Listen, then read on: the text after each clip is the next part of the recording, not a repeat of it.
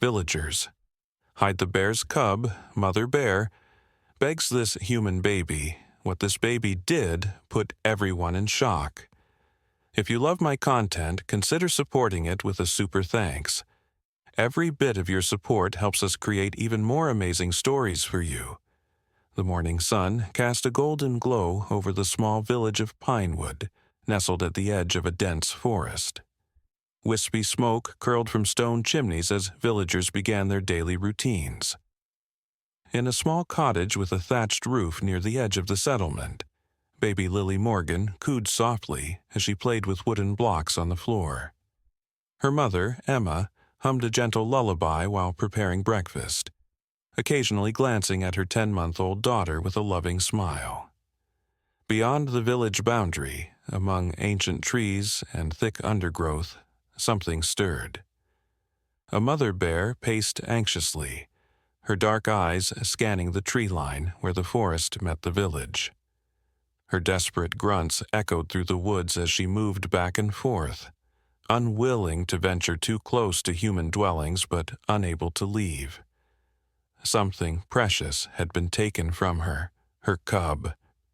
"Did you hear that?" whispered Savannah Reed to her husband Jacob as they gathered water from the village well. "That bear has been circling for days now." Jacob nodded grimly. "Better that way.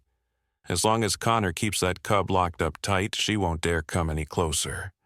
He filled their wooden bucket and cast a nervous glance toward the forest. "The hunters will be back from the northern valley soon. Then we'll decide what to do with them both." Behind the village storehouse, hidden from sight by stacked crates and barrels, a small wooden cage sat beneath a makeshift canopy. Inside, a frightened bear cub whimpered, pawing at the slats of its prison. Connor Adams checked the bindings once more before covering the cage with a thick cloth. "Quiet now," he muttered, though there was unease in his eyes.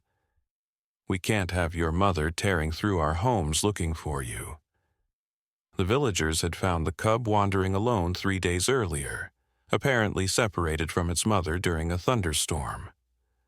Instead of guiding it back to the forest, fear had driven them to capture and hide it.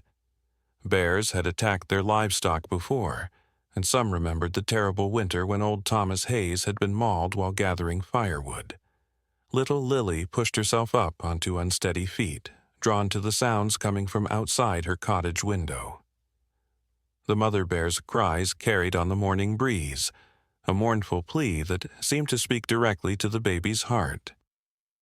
Emma didn't notice her daughter toddle toward the half-open door, too busy kneading dough for the day's bread. The sun warmed Lily's face as she stepped outside, her tiny bare feet pressing into the cool earth. The desperate roars grew louder, and something inside the child stirred, a feeling she couldn't possibly understand but somehow knew was important. With determined, wobbly steps, she moved toward the back of the village, guided by both the bear's cries and a softer, more plaintive whimpering that no adult seemed to hear. Inside her cottage, Emma looked up suddenly. "Lily." Her voice rose in panic as she noticed the empty space where her daughter had been playing. "Lily!" The village erupted into a frantic search as word spread that baby Lily had wandered off. Parents clutched their own children closer, casting fearful glances toward the forest edge where the mother bear continued her desperate patrol. But Lily hadn't gone toward the forest. Something else had caught her attention, a sound of sadness that pulled at her innocent heart. Step by unsteady step, she made her way behind the storehouse, drawn by the quiet whimpers coming from beneath the canopy. As the cloth covering the cage fluttered in the morning breeze, Lily caught a glimpse of something small and furry inside. Her eyes widened with wonder, and she reached out a tiny hand toward the trapped cub. The bear cub stopped whimpering and stared back at the human baby, their eyes meeting in a moment of pure, uncomplicated understanding. The mother bear's roars grew more urgent. Somehow, she knew her cub was no longer alone. Her massive paws dug into the earth as she paced faster, her nose lifted to catch any scent carried on the wind. There was something different now, a new presence near her baby. "Lily!" Emma's voice cracked with fear as she burst from their cottage, her heart hammering against her ribs. She ran toward the village center, eyes scanning desperately for any sign of her daughter. Has anyone seen Lily? Ethan Marshall, the village elder, emerged from his home at the commotion. His weathered face creased with concern as he approached Emma. "What's happened?" "It's Lily," Emma gasped, struggling to keep her voice steady. "She was playing inside just moments ago, and now she's gone." Ethan's expression darkened. With that bear so close, he didn't finish the thought. Instead, he raised his voice, calling to the gathering villagers. "Everyone, spread out. Search every corner of the village. The child must be found before she wanders into the forest." What no one realized was that the true danger wasn't in the forest, but hidden within their own village. A secret that had awakened something primal in the mother bear. As the villagers dispersed in their frantic search, baby Lily sat before the cage, her tiny fingers reaching through the wooden slats. The bear cub pressed its nose against her hand, a soft whine escaping its throat. Lily babbled, patting the cub's head with gentle, clumsy movements. The cub's eyes, dark and glistening with intelligence, watched her carefully. There was no fear in that gaze, only curiosity mirroring Lily's own. Behind the storehouse, hidden from the commotion in the village square, a shadow fell across the ground. Connor Adams had returned to check on his captive, only to freeze at the sight before him. A cold fear gripped his chest as he saw baby Lily seated before the cage, her small hand touching the dangerous wild animal within. "Don't move," he whispered, though whether to himself or the child, he wasn't sure. Slowly, he crept forward, calculating how to snatch the baby away without startling the cub into aggression. But as he approached, something in Lily's innocent interaction with the frightened animal made him hesitate. The cub wasn't snarling or biting at the baby's fingers. Instead, it seemed almost comforted by her presence, its earlier distressed whimpering now quieted to soft, curious snuffles. Connor watched, transfixed, as Lily giggled and the cub responded by pressing closer to the cage wall, seeking more of her gentle touch. "It's not possible," he murmured, taking another cautious step forward. Just then, Lily noticed the wooden latch that secured the cage door. With childish curiosity, she reached for the unfamiliar object, her small fingers wrapping around the rough wood. Connor lunged forward, but he was too late. The latch, improperly secured after his last check, slid free under Lily's innocent exploration. The cage door swung open with a creak that seemed to echo through the entire village. Connor froze, horror washing over him as the cub blinked at the suddenly open door. For a heartbeat, nothing moved. Then, with surprising gentleness, the cub stepped forward, brushing past Lily's outstretched hand and taking its first tentative steps to freedom. "No!" Connor's strangled cry finally broke free as he rushed forward, grabbing Lily and pulling her away from the escaping cub. His sudden movement startled both baby and bear. Lily began to wail in confusion and fear, while the cub bolted, darting between stacked crates toward the edge of the village. Connor held the crying baby tightly against his chest, his heart pounding as he watched the cub disappear. "What have you done?" he whispered, though he knew Lily couldn't possibly understand. "What have we all done?" At the forest's edge, the mother bear went suddenly still. Her ears perked forward, and her nostrils flared as she caught a new scent. The familiar, beloved smell of her cub. A rumbling growl built in her chest, not of threat but of determination. With newfound purpose, she moved toward the village, no longer hesitating at the boundary that had held her back for days.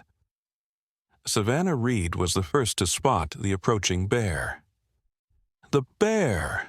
she screamed, pointing toward the massive creature lumbering between the outermost cottages.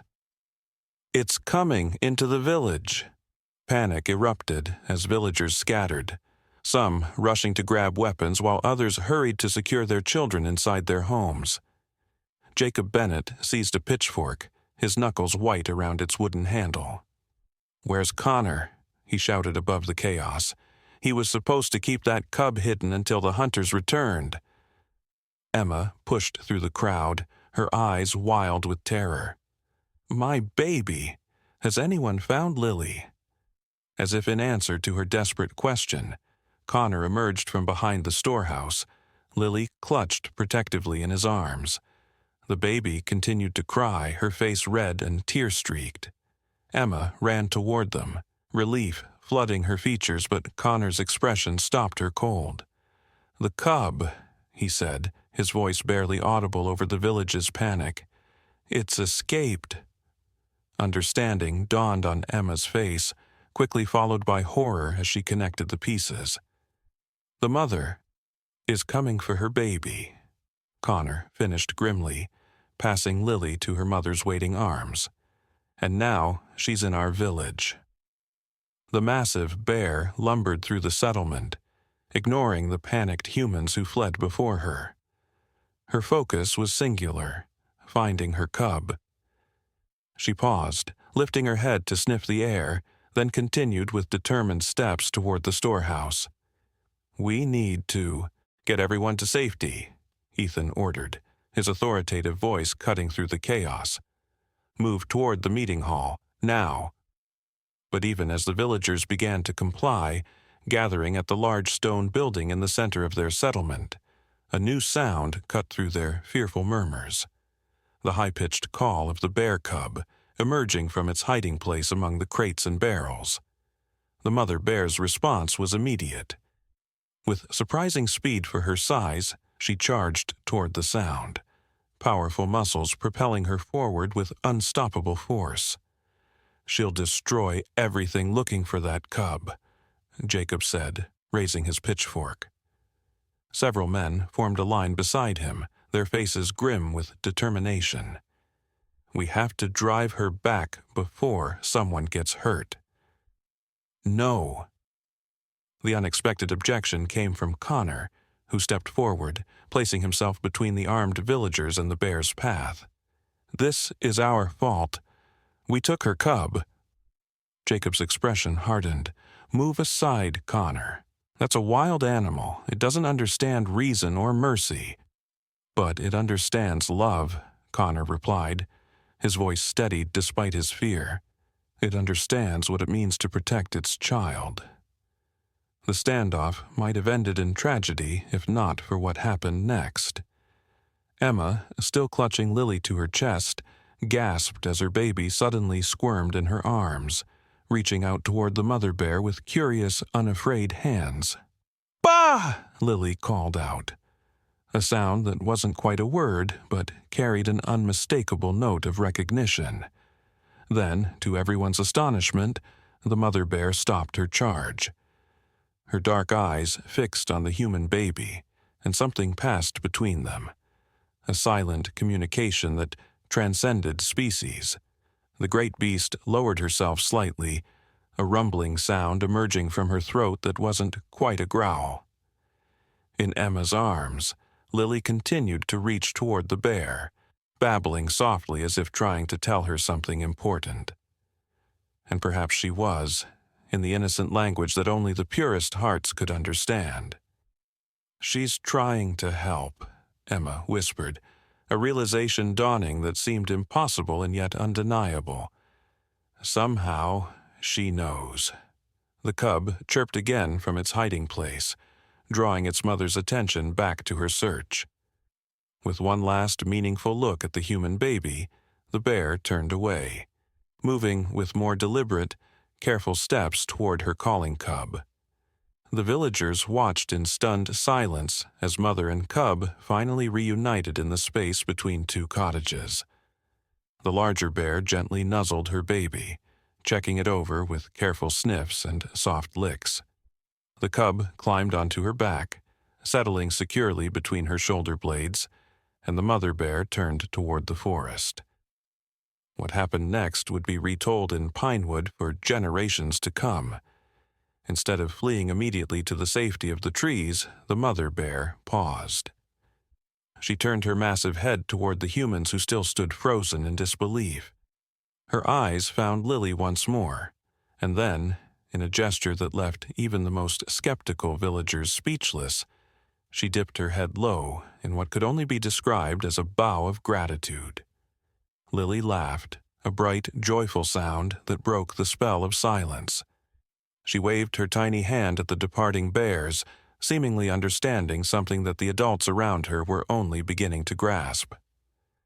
As the bears disappeared into the forest, the villagers gathered around Emma and Lily, their faces reflecting wonder and newfound respect. "In all my years," Ethan said softly, his weathered hand coming to rest on Lily's small head, "I've never seen anything like this. This child has taught us something today."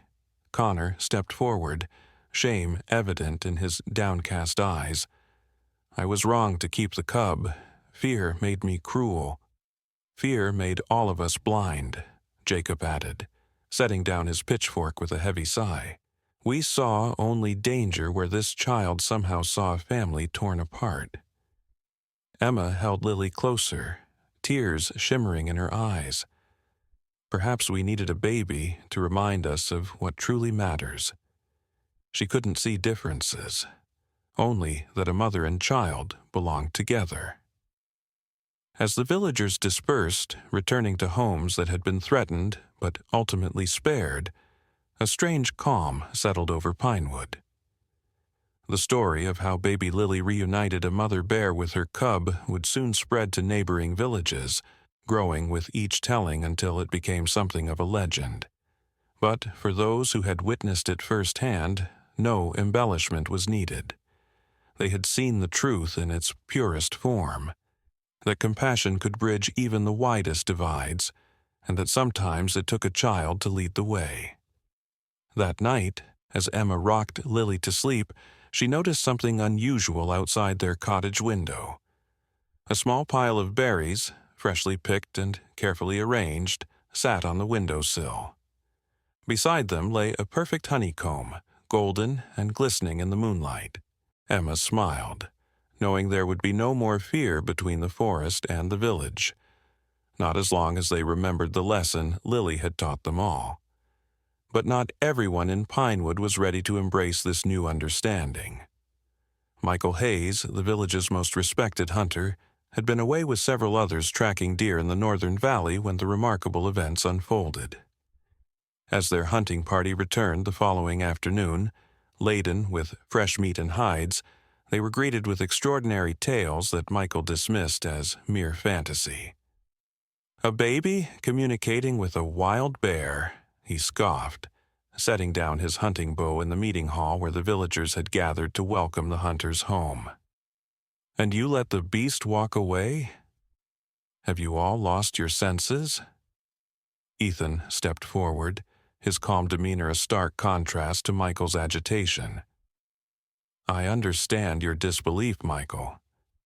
Had I not witnessed it myself, I would share your doubts. But what happened yesterday cannot be explained away so easily." Michael's eyes narrowed as he surveyed the nodding villagers. His gaze finally settled on Connor, who stood at the back of the gathering, uncharacteristically quiet. "You were responsible for keeping that cub secured. What happened?" Before Connor could respond, Emma spoke up.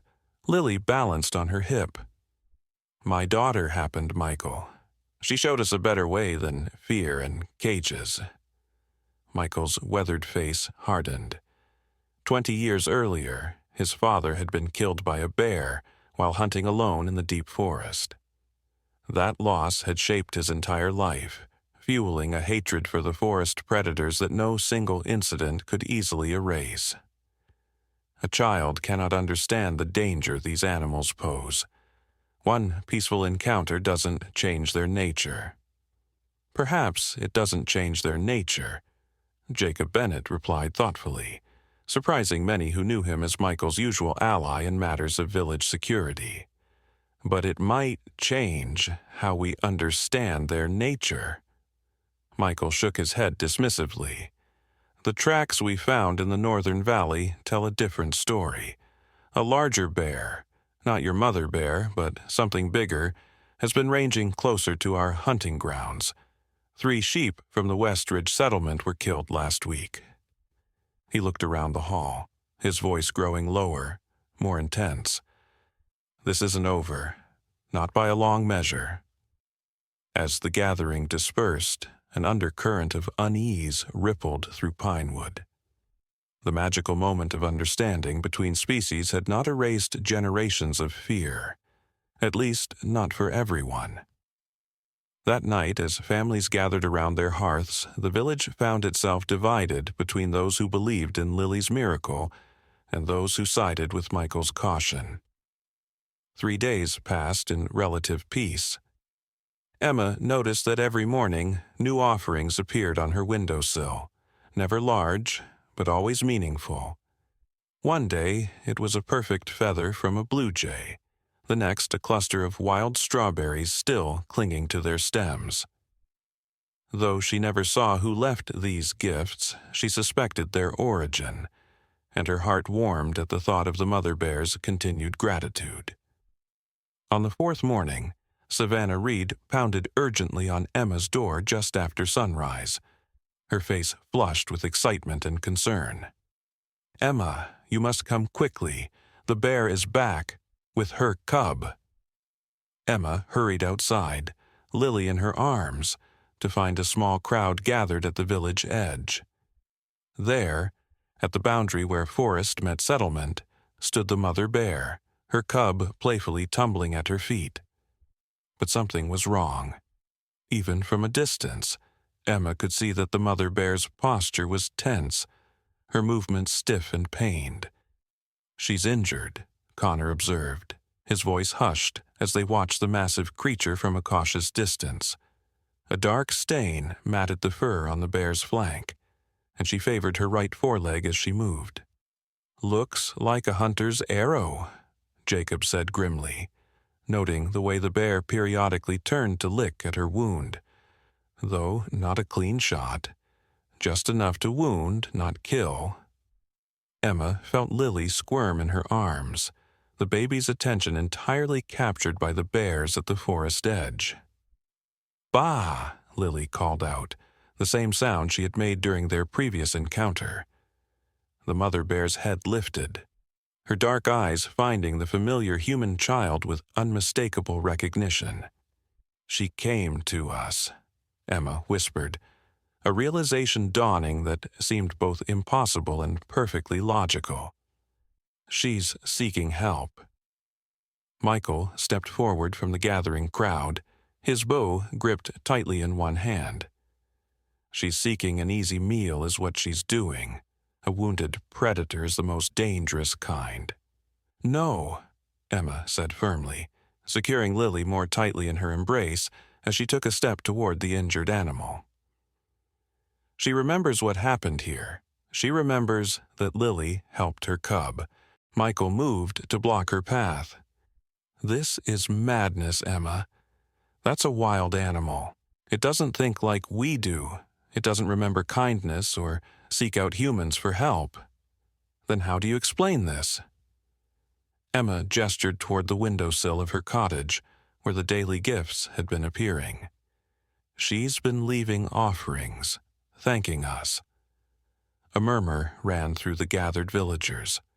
Some had noticed similar small treasures appearing at their own homes: perfect pine cones, unusual stones, fresh herbs that didn't grow in the village gardens. Michael hesitated, his certainty wavering as he looked between the injured bear and the villagers who seemed increasingly convinced of Emma's interpretation. In that moment of indecision, something unexpected happened. The bear cub, perhaps growing impatient with the standoff, suddenly darted forward.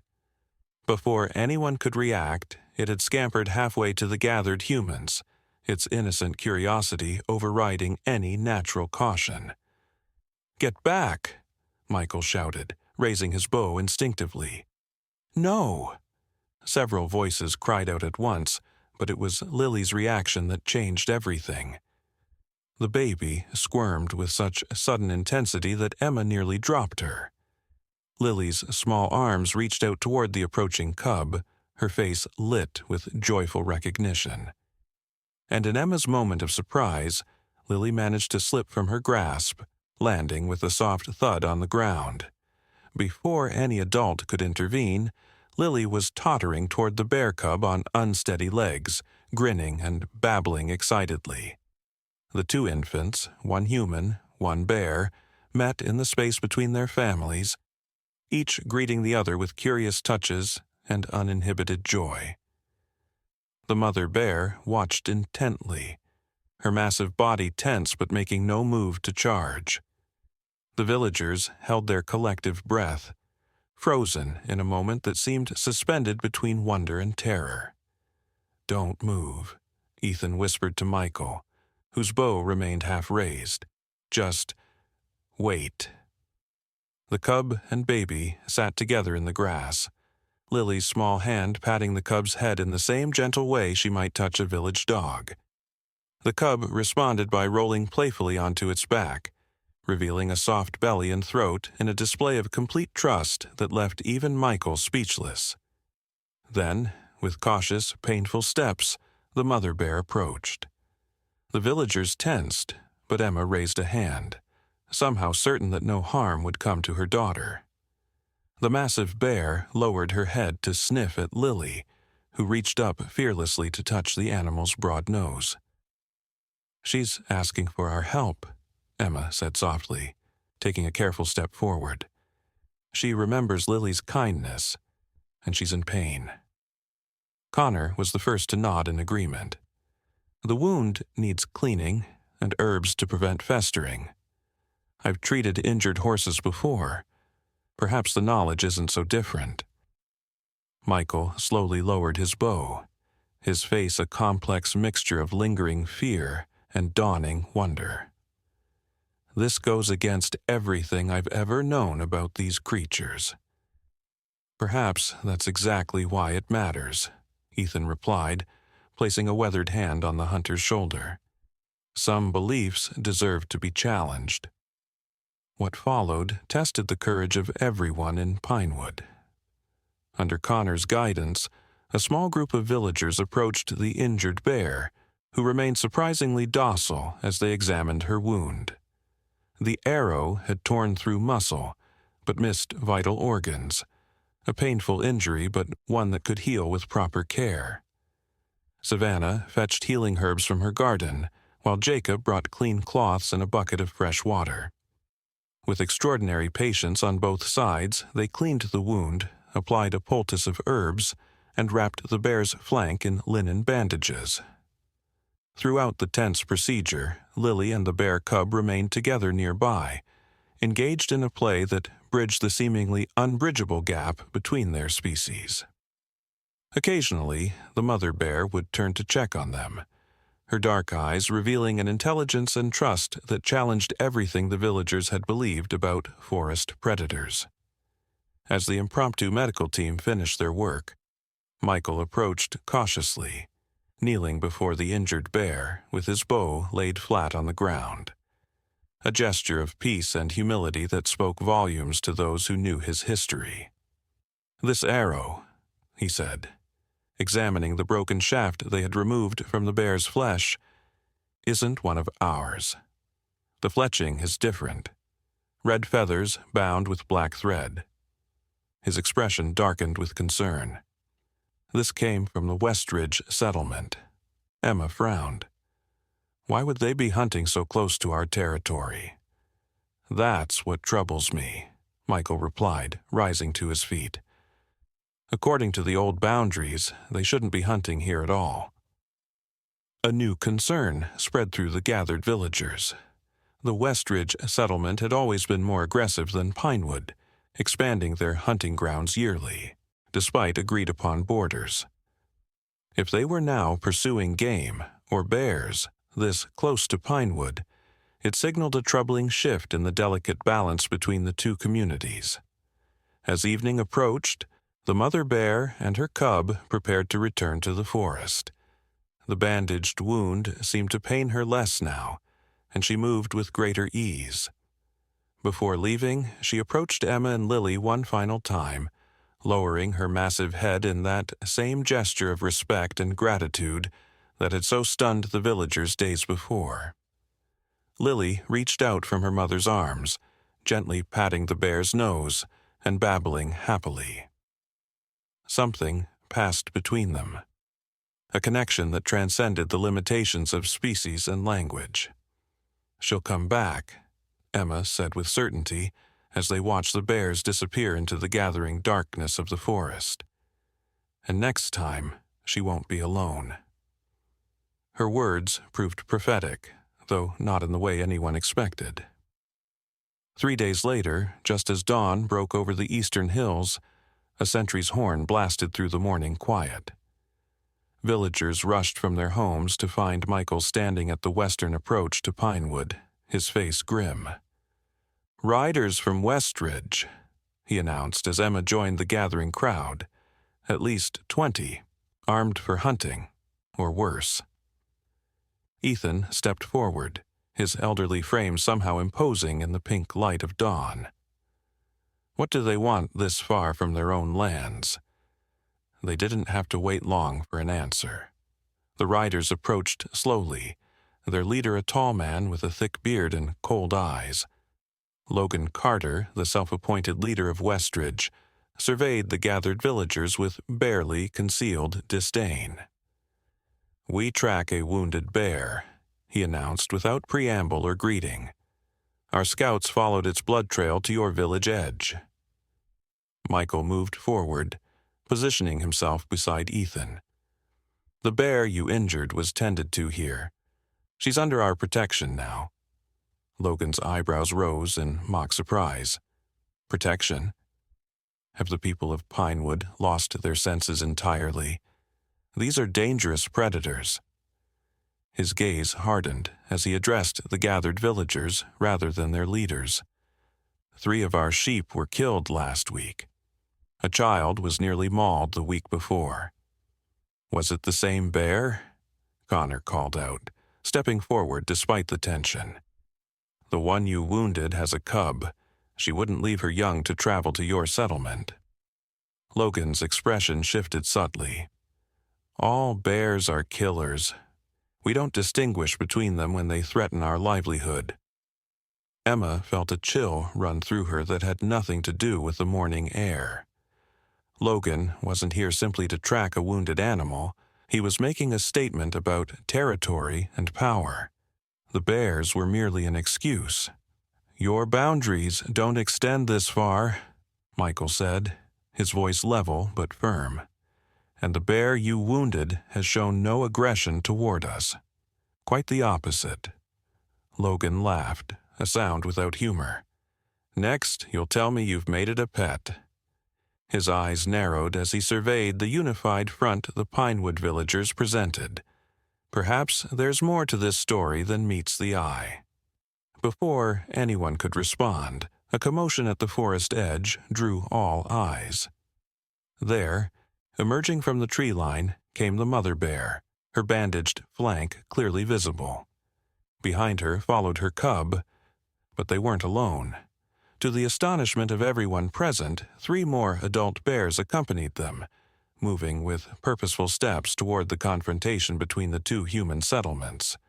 Logan's men drew weapons instantly, bows creaking as they nocked arrows. "See!" Logan shouted, an edge of fear beneath his bravado. "They're gathering to attack." "Hold," Michael commanded, raising his hand toward both the Westridge hunters and his own villagers. "Watch." What happened next would be told and retold across settlements for generations to come. The bears approached not with aggression, but with deliberate, measured steps. They formed a line at the edge of the village, creating a living barrier between Pinewood and the Westridge riders. The mother bear stood at their center, her dark eyes fixed on Logan with unmistakable intelligence. "Impossible," someone whispered. Emma stepped forward, Lily in her arms. The baby immediately reached toward the bears, babbling excitedly. The mother bear's posture softened visibly at the sight of the human child. "Not impossible," Emma said, her voice carrying across the stunned silence. "They're protecting us, just as we protected her." Logan's face contorted with a mixture of disbelief and rage. "This is some kind of village trick. Bears don't defend humans." "Perhaps they defend those who show them compassion," Ethan replied steadily. "Perhaps there's more wisdom in these creatures than we've given them credit for." The standoff might have ended in bloodshed if not for what happened next. From her mother's arms, Lily suddenly pointed toward the forest beyond the line of bears, making urgent sounds to draw attention. All eyes turned to follow her gesture.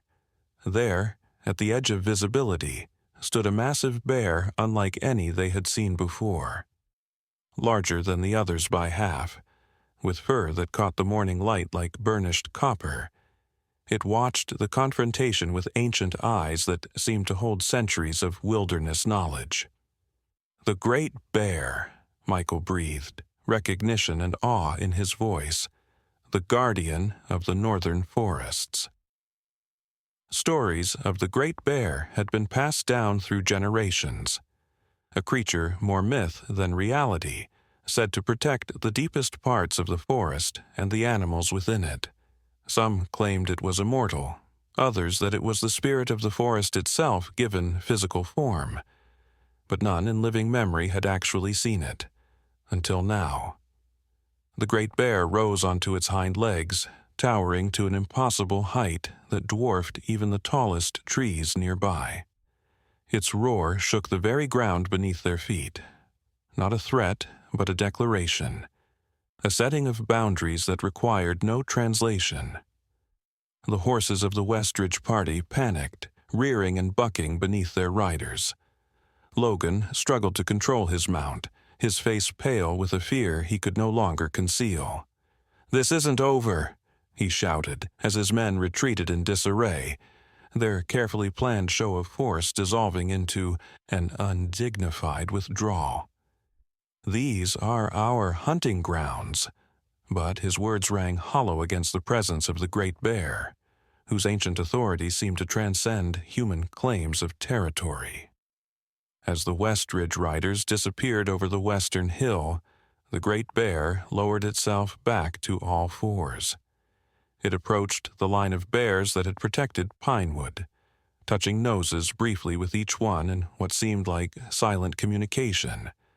When it reached the mother bear, it paused longest, examining her bandaged wound with what could only be described as approval. Then, to the continued astonishment of the watching villagers, the Great Bear turned its attention to the humans. Its gaze passed over each face, seeming to look into souls rather than mere features, until finally resting on Lily, still held in Emma's protective embrace. The baby showed no fear, only wonder. She reached out a tiny hand toward the massive creature, and to everyone's amazement, the Great Bear lowered its enormous head until Lily could touch its muzzle. A collective gasp rose from the villagers as they witnessed something none had thought possible. A communion between the most innocent of humans and the most powerful guardian of the wilderness. The Great Bear's eyes, amber pools of ancient wisdom, held Lily's gaze for a long moment. Then it backed away slowly, turned with surprising grace for such a massive creature, and led the other bears back toward the depths of the forest. The mother bear and her cub were the last to leave, looking back one final time at the village that had changed their fate, and had been changed in return. As the bears disappeared among the trees, a profound silence fell over Pinewood. It was Michael who finally spoke, his voice hushed with newfound humility. "All my life, I've hunted in these forests," he said, believing I understood the way of things. I was wrong. He turned to face his fellow villagers, his expression open and transformed. Today, a baby taught us that there are bonds possible between creatures that go deeper than our fears would allow us to see. Emma held Lily closer, tears shimmering in her eyes. This is just the beginning, isn't it? Ethan nodded, his weathered face serene with the wisdom of his years. The beginning of a new way of living alongside the forest, not in fear of it. He looked toward where the bears had vanished, a small smile lifting the corners of his mouth. And perhaps the beginning of a protection more powerful than walls or weapons could ever provide. In the months that followed, the relationship between Pinewood and the forest deepened in ways no one could have predicted. The bears became regular visitors, often bringing gifts from the wilderness. Honey, rare herbs, even warning of storms before they broke over the valley. Children no longer feared the forest edge, and hunters developed new rituals of respect, taking only what was needed and always leaving offerings of thanks. Lily grew into a toddler who spoke to the bears as easily as to her human playmates, becoming a bridge between worlds that had once seemed impossibly separate. When she took her first confident steps without assistance, it was toward the mother bear and her growing cub, who visited each new moon without fail. The threatened attack from Westridge never materialized. Whether deterred by the protection of the Great Bear or by the newfound unity of Pinewood, Logan Carter kept his distance, though his resentment smoldered like banked coals, waiting for a chance to flare again. For Pinewood had discovered something powerful, that compassion could create bonds stronger than fear, and that wisdom sometimes came from the most unexpected sources. The day a baby freed a bear cub had changed everything, opening a door between worlds that would never fully close again. And on quiet nights when the moon hung full above the valley, those with attentive ears could sometimes hear a distant roar echoing from the deepest part of the forest. The voice of the Great Bear, reminding both humans and animals of the ancient covenant they now shared, to protect each other, to respect boundaries, and to remember that the greatest strength often came from the smallest acts of kindness. 3 winters passed in relative peace. Lily grew from a toddler into a spirited 4-year-old with wild auburn hair and eyes that seemed to hold secrets beyond her years. The mother bear and her cub, now nearly full-grown, continued their monthly visits, though they maintained a respectful distance as the cub matured. The bears would emerge from the forest edge, wait for Lily to notice them, and then sit patiently as the little girl ran to greet them, always under the watchful eyes of her parents and the village guardians.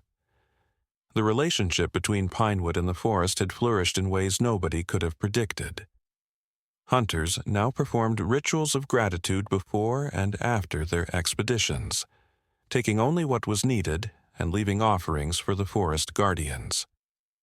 Children were taught to recognize bear signs and to respect rather than fear the great creatures. The village expanded their planting to include honey flowers and berry bushes along the forest edge, food sources that benefited both bears and humans alike. Pinewood had become known throughout the region as the Village of the Bears, a title that brought both curiosity and suspicion from neighboring settlements. Traders who passed through told tales of the child who spoke with bears and the great copper-furred guardian that protected the forest boundaries. Some scoffed at these stories as mere fantasy, while others traveled days just to witness the unique harmony for themselves. Yet, beneath this peaceful surface, trouble was brewing. The Westridge settlement under Logan Carter's leadership had grown more militant with each passing season. Whispers reached Pinewood of weapons being stockpiled, of hunters traveling in ever larger groups, of boundaries being tested and resources being harvested far beyond what was sustainable. The tension between the two communities stretched taut as a bowstring, needing only the slightest pressure to snap. On the morning of the Autumn Harvest Festival, as Pinewood prepared to celebrate another bountiful year, Emma woke before dawn with an inexplicable sense of unease. She checked on Lily, who slept peacefully in her small bed, one arm wrapped around a carved wooden bear that Michael Hayes had crafted for her last birthday, a symbol of how much had changed in the heart of the once fearful hunter. Reassured by her daughter's gentle breathing, Emma stepped outside into the cool, pre-dawn air. The sky was just beginning to lighten with the promise of morning, when Emma noticed movement at the edge of her garden. A dark shape shifted among the withering pumpkin vines, too large to be a fox, but too small for an adult bear. As she approached cautiously, the shape resolved into the form of a young bear, barely more than a cub, its fur matted with what appeared to be blood. "Hello there," Emma said softly, kneeling to appear less threatening. "Are you hurt, little one?" The young bear regarded her with intelligent eyes, whimpering softly.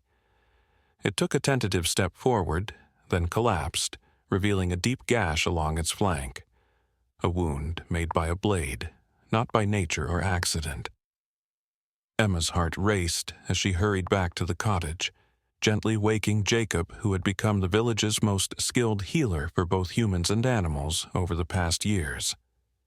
Together, they carried supplies to the injured cub, working quickly as the morning light strengthened around them.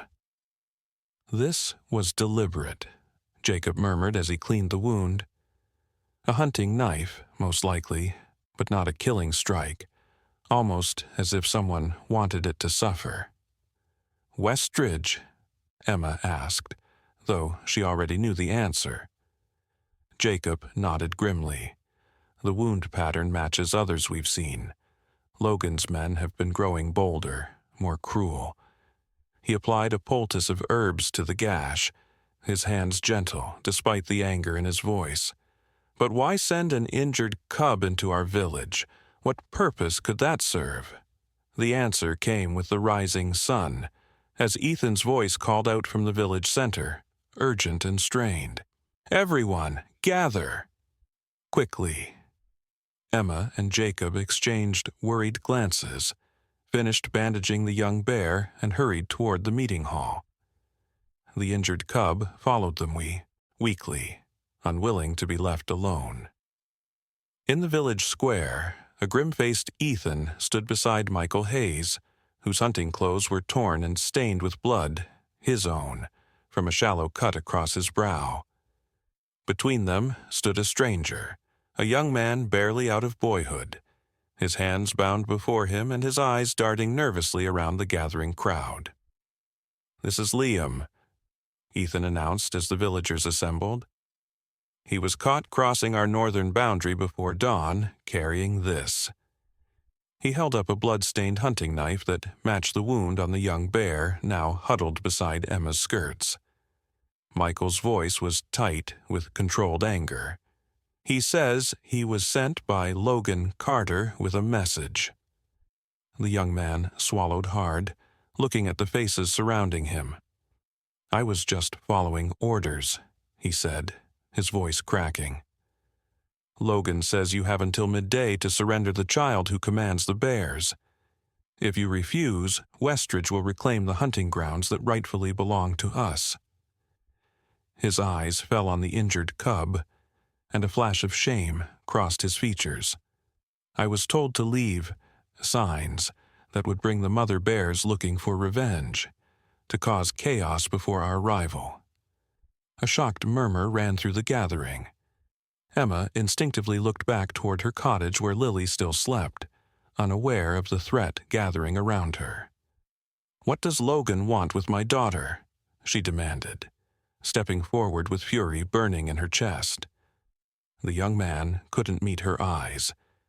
"He believes the child has some power over the forest creatures. He thinks if he controls her, he controls the bears and the hunting grounds they protect." He hesitated, then added more quietly, "There are others who believe she's a witch, that she's enchanted the bears through unnatural means." Connor Adams pushed through the crowd, his normally gentle face hard with resolve. "Then Logan Carter's even more of a fool than I thought. Lily has no powers, only an innocent heart that saw beyond our fears." He turned to address the assembled villagers. "But we know what this is truly about. Westridge has always coveted our fertile valley, our access to the forest's bounty. They use superstition to justify their greed." "Regardless of their reasoning," Michael interjected, "we have until midday to prepare. Scout reports suggest at least 30 armed men gathering at the western approach." He touched the wound on his forehead. "This young man wasn't the only one sent to infiltrate our boundaries.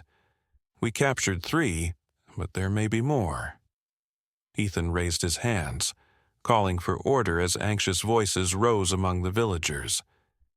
"We've known this day might come. We've prepared for it.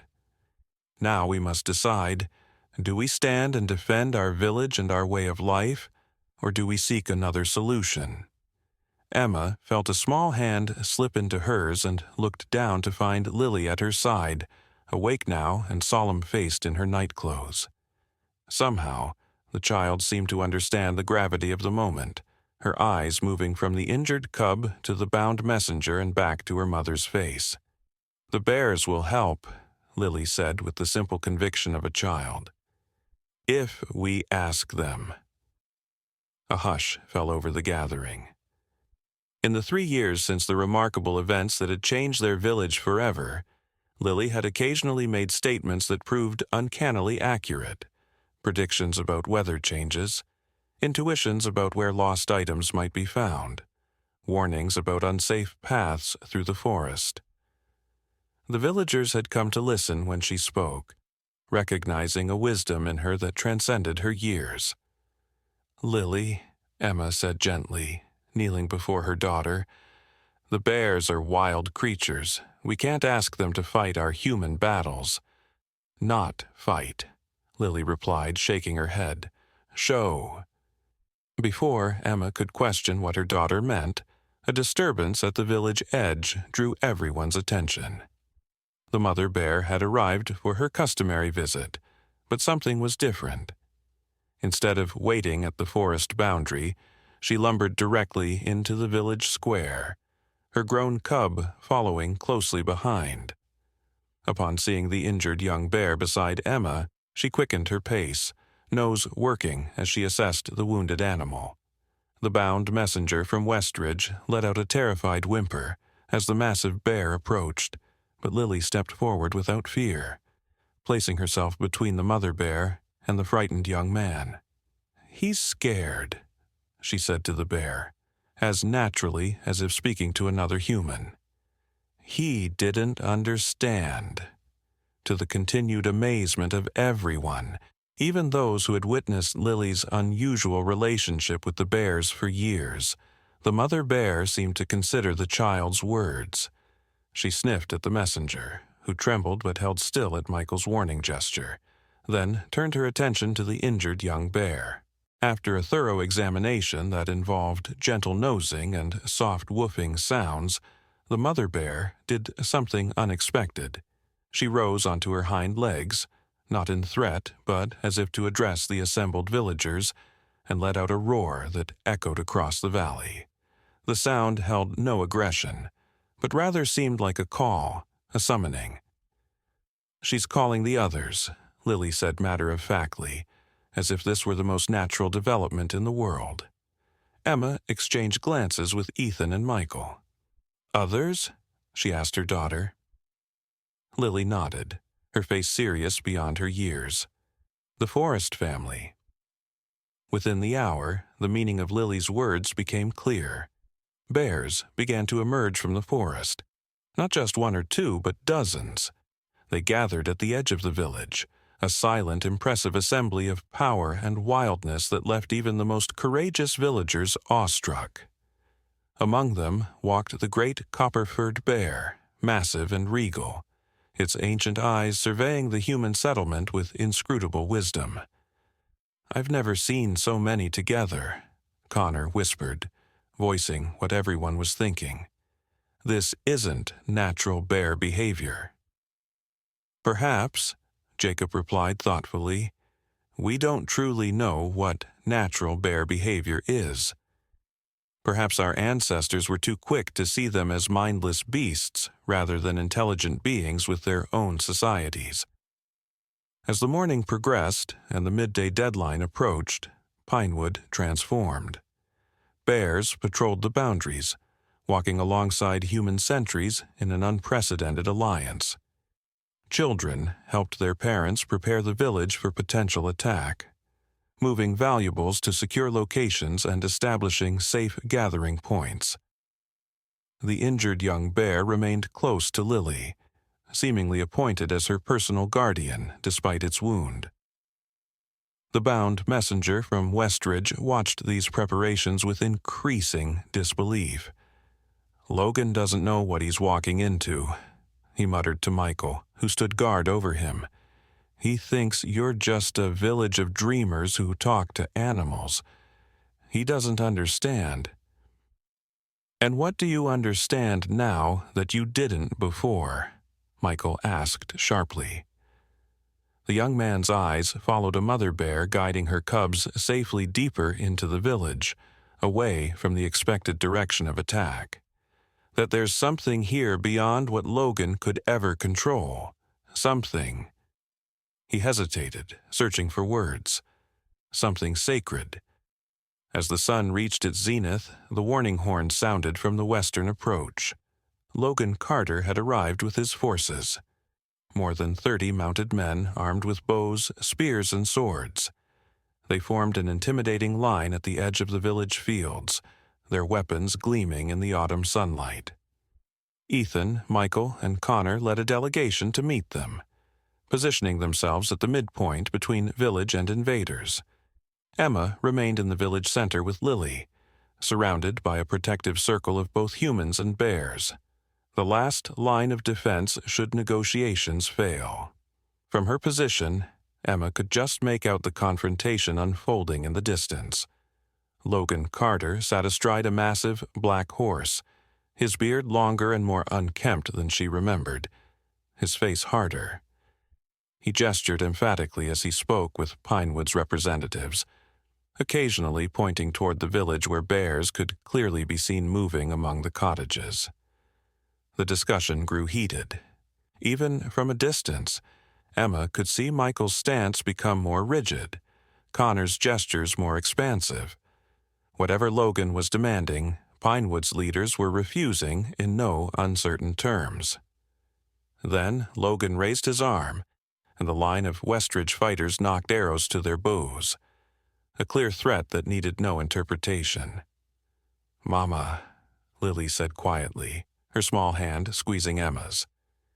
"It's time." Before Emma could ask what her daughter meant, Lily stepped forward, gently breaking away from the protective circle. The mother bear and her grown cub moved alongside her, flanking the child like guardians. The injured young bear limped after them, determined not to be left behind. "Lily, no!" Emma cried, lunging forward only to be stopped by Jacob's restraining hand. "Wait," he urged, his eyes fixed on the remarkable procession. "Look!" From every corner of the village, bears were converging, not in chaotic movement but in ordered formation, creating a living corridor through which Lily walked. The sight was so extraordinary that even the most pragmatic villagers felt a shiver of something ancient and primal move through them. This was beyond human understanding, a moment when the boundary between the natural and the supernatural seemed to blur. Logan Carter and his men saw it too, the approaching bears, moving with purpose and unity, the small child walking among them as naturally as if born to their kind, and behind her, emerging from the forest edge with deliberate steps that shook the very earth, the great bear, larger than any had remembered, its copper fur blazing like fire in the midday sun. Some of the Westridge men lowered their weapons in awe. Others raised them higher in fear. Logan himself sat frozen on his mount, watching as the impossible unfolded before him. When Lily reached the midpoint where the village leaders stood facing the Westridge forces, she stopped. The bears arranged themselves around her in a semicircle, a living shield of fur and muscle and wild intelligence. The great bear took position directly behind her, rising to its full height, a towering presence that dwarfed even the mounted men. "You want to take me away," Lily said, her clear child's voice carrying across the suddenly silent field. "You think I control the bears." Logan Carter's face contorted with a mixture of fear and stubborn pride. "Unnatural," he spat, struggling to maintain his composure as he addressed a small child backed by dozens of the forest's most powerful predators. "This alliance between human and beast goes against the natural order. The child must be using witchcraft or ancient forbidden magic." Lily shook her head, a gesture so innocently human amid the wild grandeur surrounding her that it struck a chord of recognition in even the most hardened hearts among the Westridge forces. "I don't control them," she said simply. "I listen to them, and they listen to me." As if to emphasize her point, the great bear lowered its massive head until it rested gently against Lily's shoulder, a gesture of such tenderness from such a powerful being that several of Logan's men gasped audibly. "The forest doesn't belong to humans," Lily continued, speaking wisdom far beyond her years. "And it doesn't belong to bears. We all belong to the forest." A murmur ran through both groups, Pinewood villagers and Westridge fighters alike. There was something in the child's words that resonated with an older truth, a knowledge that humans had perhaps once possessed, but had forgotten across generations of seeing nature as something to be conquered rather than partnered with. Logan Carter's face flushed dark with anger and embarrassment. "Enough of this foolishness. We came for hunting rights, not philosophy from a witch child." He raised his sword, signaling to his men, "Take the girl. Kill any bear that interferes." What happened next would be debated for generations, with each telling growing more elaborate than the last. Some would say the earth itself intervened, while others would attribute it to the collective will of the bears, channeled through their ancient guardian. Whatever the explanation, the result was undeniable. As the Westridge fighters prepared to charge, a sound unlike anything human ears had ever heard rolled across the field. Not quite a roar, not quite a rumble, but something that seemed to emanate from the earth itself. The great bear had opened its massive jaws, but the sound that emerged transcended anything a single creature could produce. It was as if the forest itself had found voice through its most powerful guardian. The ground trembled beneath their feet. Birds erupted from trees in swirling, panicked clouds. And from the depths of the forest behind Pinewood, shadows moved, far larger than bears, far more ancient in aspect. Logan's horse reared in terror, nearly unseating him. The other mounts followed suit, many throwing their riders before bolting back toward Westridge. Those men still seated struggled to control their panicked animals, while those thrown picked themselves up from the ground, weapons forgotten as they stared in disbelief at what approached from the forest depths.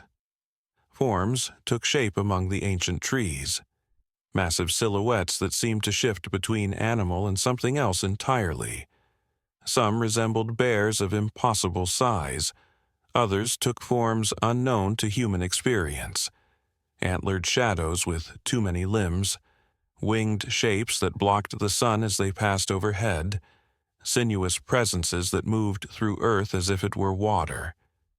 "The old ones," whispered Connor, his voice barely audible above the continuing earth song of the great bear. "The first guardians." Legends, told in hushed voices around winter fires, spoke of the beings that had existed before humans, the original stewards of the wild places.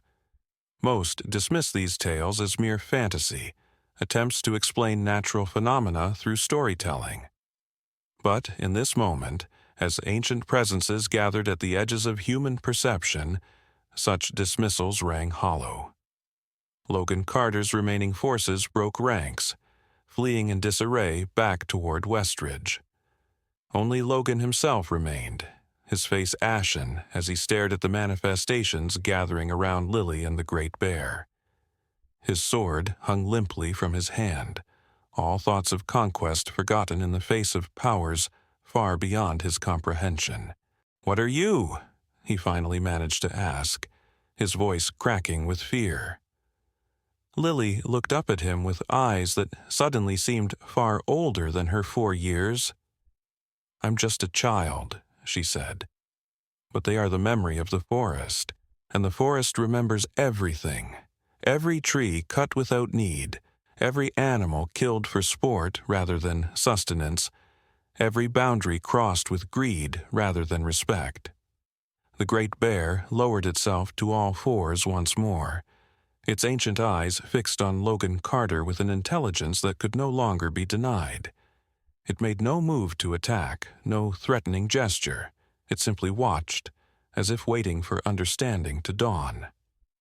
And somehow, incredibly, it did. Logan Carter slowly dismounted his trembling horse. With movements that spoke of dawning comprehension rather than surrender, he placed his sword on the ground before him. Then, in a gesture that would be remembered and retold for generations, he knelt, not to Lily or even to the Great Bear, but to the forest itself.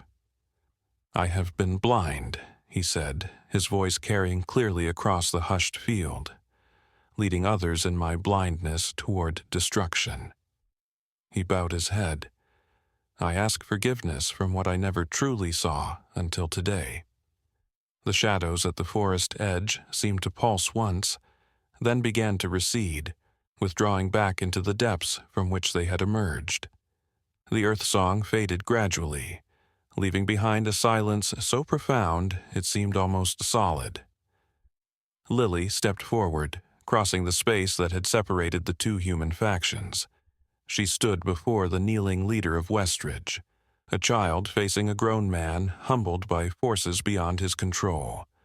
"The forest forgives," she said, placing a small hand on his bowed head. "But it doesn't forget. You must learn a new way." Logan Carter looked up, his face transformed by an experience that had broken through decades of certainty about humanity's place in the natural order. "Teach us," he said simply. And so began the Great Reconciliation, as it would later be called.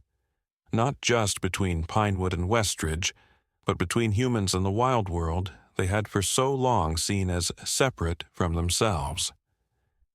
Under Lily's guidance, a child who somehow served as interpreter between species, a new covenant was formed.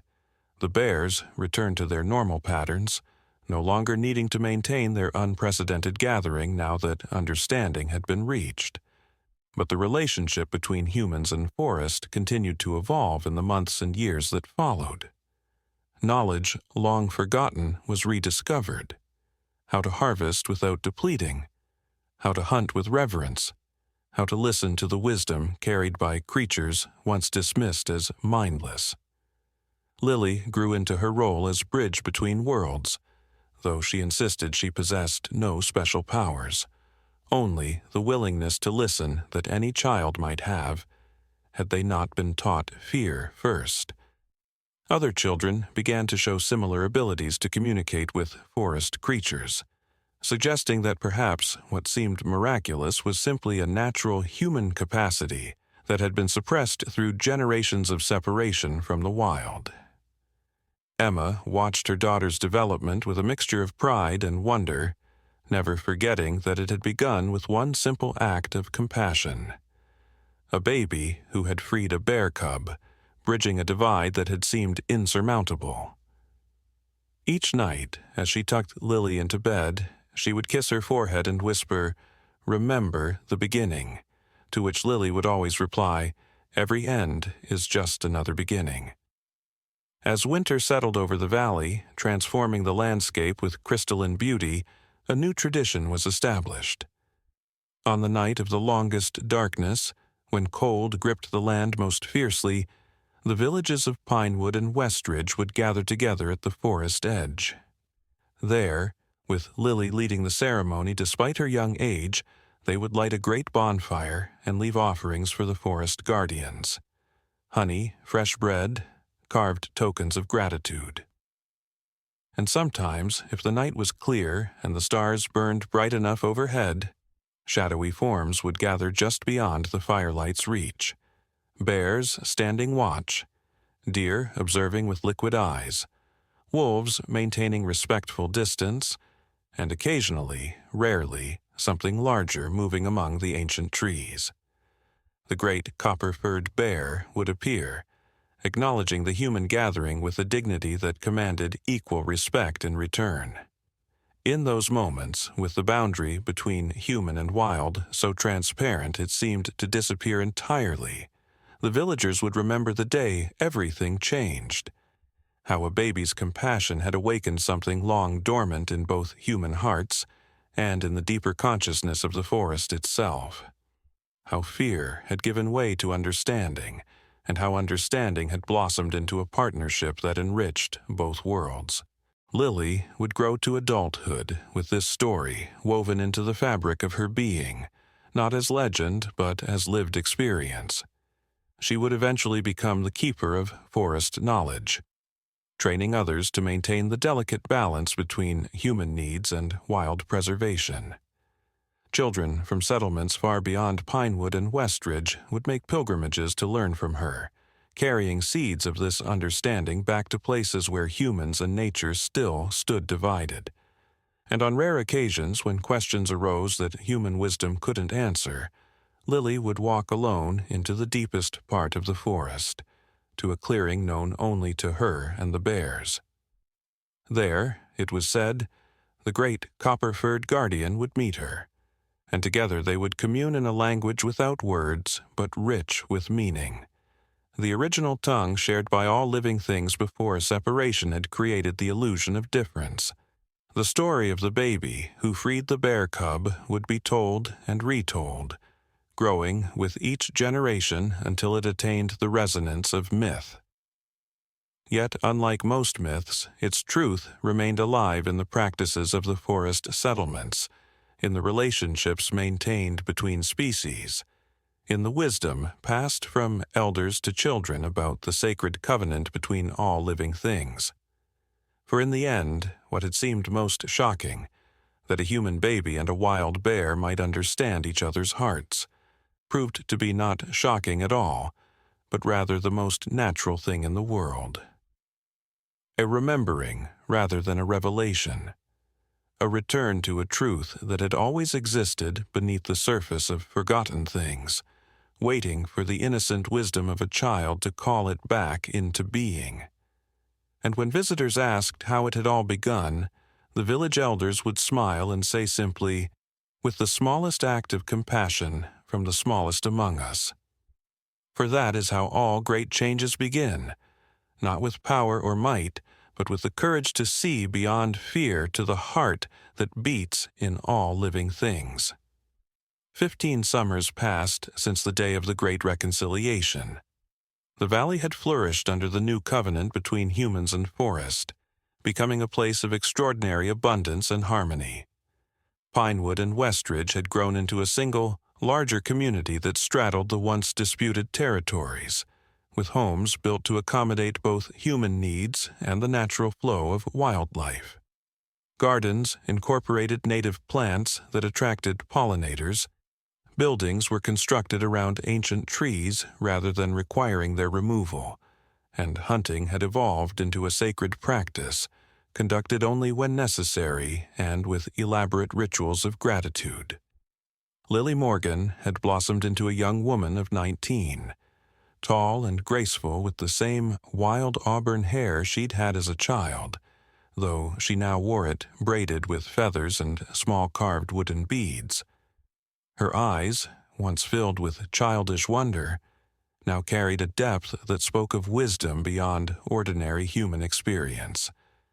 She had become the valley's keeper of forest knowledge, responsible for maintaining the delicate balance between human settlement and wild spaces. On the morning of the summer solstice, the longest day of the year, and a time of great celebration in the valley, Lily woke before dawn with an unsettled feeling in her chest. Outside her window, which was always left open regardless of weather, a soft whuffing sound drew her attention. The mother bear, now elderly with gray frosting her muzzle, stood in the garden.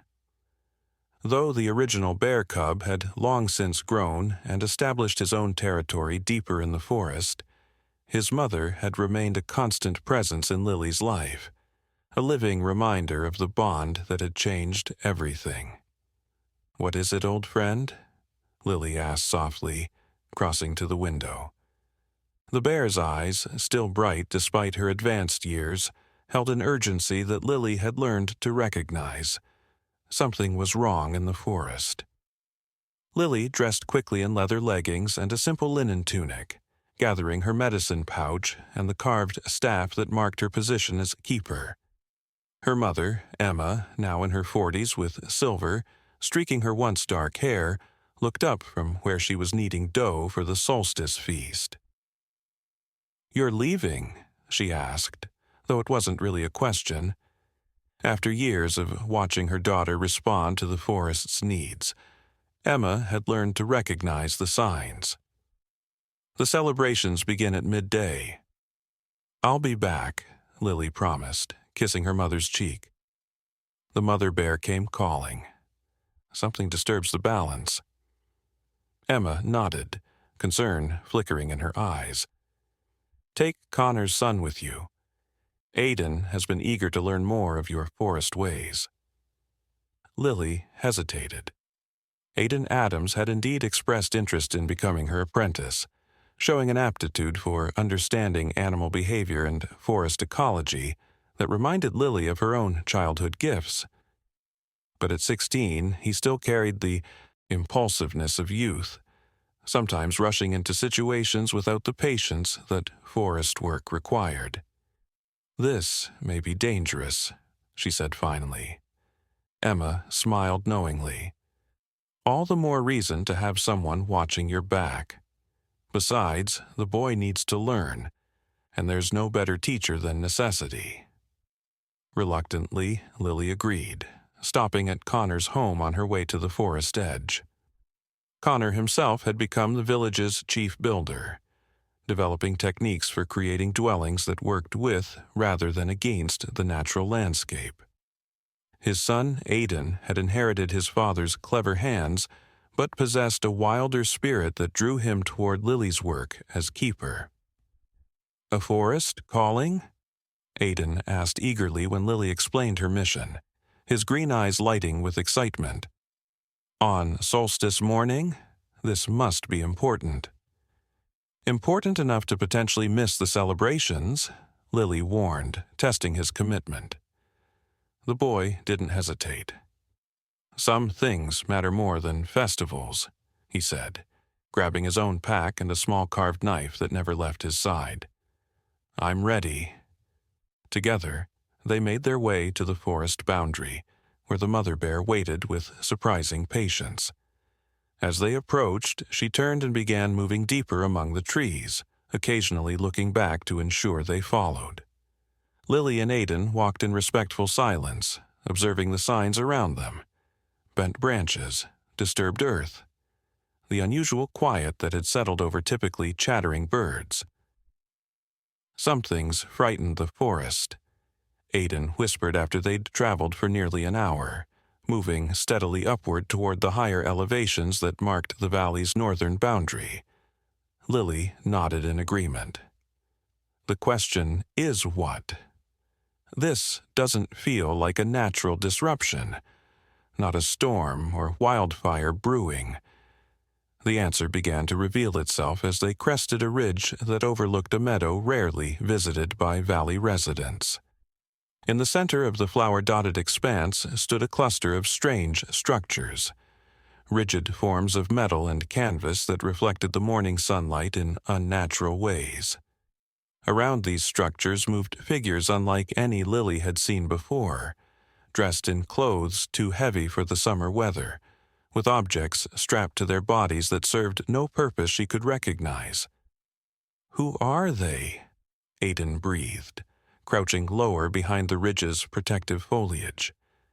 Lily shook her head slowly, her brow furrowed in concentration. Outsiders. From beyond the mountain pass, she studied their movements, the way they cataloged plants and took samples of soil and water from a nearby stream. They're searching for something. The mother bear growled softly, her aging body tense with discomfort at the intrusion. Around the meadow's edges, partially concealed by undergrowth, Lily could now make out other forest observers. Wolves sitting unnaturally still, a pair of lynx with alert ears, several younger bears maintaining cautious distance from the strange encampment. "The forest has gathered its guardians," she murmured. "Whatever these outsiders seek, the trees themselves consider it a threat." Aiden shifted beside her, eyes wide with a mixture of curiosity and concern. Should we approach them? Learn their purpose? Lily considered this carefully. Valley protocol for encountering strangers had evolved over the years. Some travelers brought valuable knowledge and trade goods, while others brought ideas that threatened the delicate balance the valley communities had established with the natural world. Discerning between the two required careful observation. "Not yet," she decided. "First, we watch and learn." They settled into a natural hollow beneath an ancient oak, hidden from view, but positioned to observe the meadow activity. The mother bear remained nearby, her presence both comforting and concerning. She rarely ventured this far from the valley heart unless the matter was of great importance. As morning stretched toward midday, the purpose of the outsiders' presence became clearer. They were systematically sampling the meadow's resources, taking cuttings from plants, extracting cores from tree trunks, even capturing small creatures and placing them in transparent containers for examination. One figure, taller than the rest, and apparently in a position of authority, consulted a strange, flat object that glowed with inner light, technology beyond anything known in the valley settlements. "They're cataloging," Lily whispered, a chill running through her despite the summer warmth. "Taking inventory of the forest's treasures."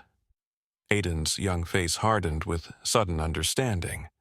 Like the old stories, before the Great Reconciliation, when people saw the forest only as resources to be claimed. Lily nodded grimly. The histories passed down from Ethan and the other elders spoke of a time when humans from distant lands had come with similar purpose, measuring, sampling, preparing for exploitation. Those encounters had rarely ended well for the forest or its original inhabitants. Their observations were interrupted by a commotion from the encampment. One of the strangers had ventured to the meadow's edge and encountered something unexpected: the great copper-furred bear, descendant of the ancient guardian that had helped establish peace in the valley generations ago. Though not as massive as its legendary ancestor, the copper bear was still an impressive sight, standing nearly twice the height of a man when raised on its hind legs. Shouts of alarm echoed across the meadow. The outsider retreated hastily, reaching for an object at his belt that Lily recognized with horror as a weapon. Not the simple bows or spears used in ceremonial valley hunts, but something more ominous that seemed designed for efficient killing. "They'll hurt him," Aiden gasped, already half rising from their hiding place. Lily placed a restraining hand on his arm. "Wait." Before either could act, something remarkable occurred. The copper bear, rather than advancing aggressively toward the frightened humans, simply sat back on its haunches in a gesture Valley residents would have instantly recognized. A request for parley, not a prelude to attack. But the outsiders, unfamiliar with bear communication, continued their defensive positioning, weapons drawn and aimed. "They don't understand," Lily said urgently. "They can't read the signs." She made a swift decision, rising to her feet despite the risk. "We must intervene before blood is shed on sacred ground."